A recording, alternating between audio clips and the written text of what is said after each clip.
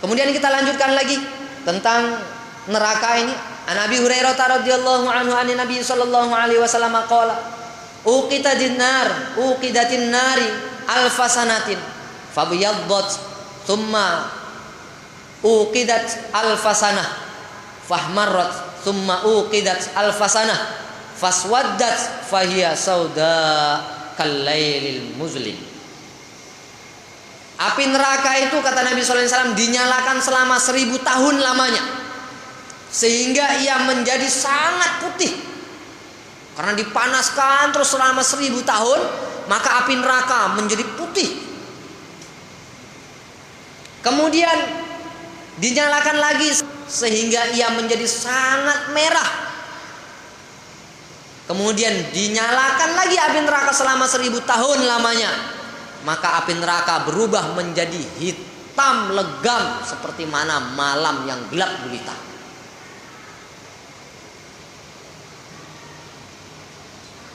Api di dunia ini, kata Nabi Shallallahu Alaihi Wasallam, manakala api di dunia ini tidak direndam dulu 2 kali dengan air, maka api di dunia ini tidak bisa dimanfaatkan oleh manusia.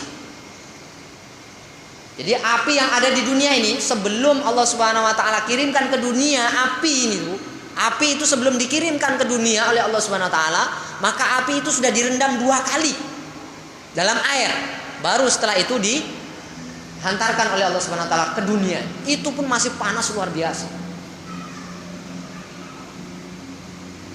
Bagaimana api yang kalau sudah rupanya hitam legam, sudah tak nampak lagi bayang-bayang. Manusia yang masuk semuanya menjadi hitam legam. Makanya ada orang yang terakhir masuk surga itu, ada penduduk surga yang namanya itu Jahannamiyun. Orang yang sudah berada di dalam neraka jahanam itu bermiliaran tahun sudah. Sampai hitam legam semuanya. Kemudian dilemparkan dia di dekat surga sampai di sungai. Namanya sungai Al-Haya. Barulah kemudian dia dituangkan ataupun dimandikan dengan air itu. Maka dia berubah, nampaklah wajah, nampaklah daging-dagingnya tumbuh kembali daging-dagingnya semula, dan dia menjadi gagah dan bahagia karena dia diletakkan oleh Allah Subhanahu Wa Taala di dalam surga.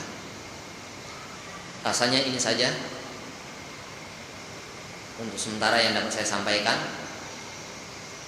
Mudah-mudahan perkara yang saya sampaikan ini menambah semangat, gairah kita untuk berbakti kepada Allah Subhanahu Wa Taala, untuk mentaati perintah-perintah Allah Subhanahu Wa Taala dan jauhi larangan-larangan Allah Subhanahu Wa Taala, karena akan berakibat buruk bagi kita.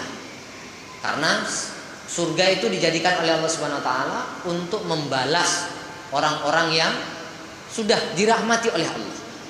Sementara neraka itu dijadikan oleh Allah Subhanahu Wa Taala untuk mengazab orang-orang yang dimurkai oleh Allah Subhanahu Wa Taala. Jadi murka Allah itu adalah neraka sebagai balasannya.